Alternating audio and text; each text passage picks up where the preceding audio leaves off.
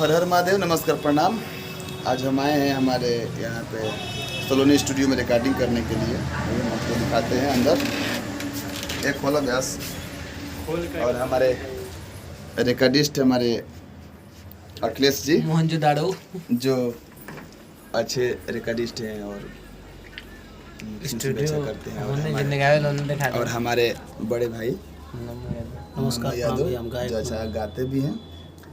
और अभी हम लोगों का रिकॉर्डिंग होगा यहाँ पे, ठीक है। और हमारे पुराने मित्र जो राइटर हैं अजय जैन भी, आप देखिएगा, लाइक करिएगा, शेयर करिएगा। अखिलेश भाई कुछ कहना चाहते हैं आप इसमें, बोलिए।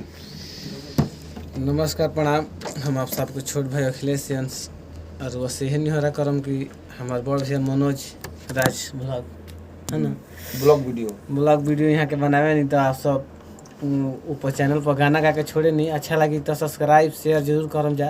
रोज यहाँ के वीडियो छोड़े नहीं, ये खाली लाइक जरूर करम जा, शेयर करम जा चाहे ना, लेकिन सब्सक्राइबो करम जा।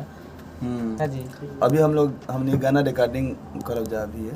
हाँ, गाना बहे गाना रिकॉर्डिंग लगा भैया के, वो देखे के मिली वही चैनल पर, वो देखे के मिलला। सब्सक्राइब जरूर करी जा। ओकर व्लॉग बना के छोड़ी हन, व्लॉग वीडियो हम छोड़ो भैया, थोड़ा लाइक शेयर कमेंट करिए।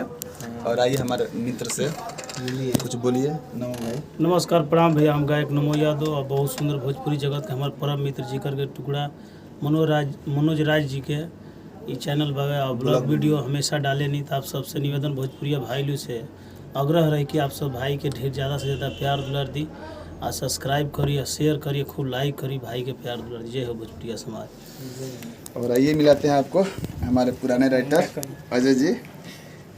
नमस्कार प्रणाम भोजपुरी जगत के सबका से प्रणाम हाथ जोड़ी बा।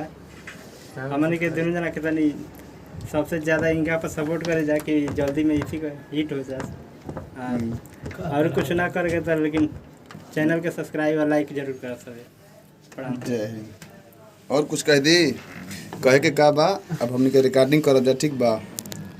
बस आशीर्वाद बने रहो, लाइक कमेंट करी और थोड़ा वीडियो के लास्ट तक देखी, ठीक है। प्रणाम।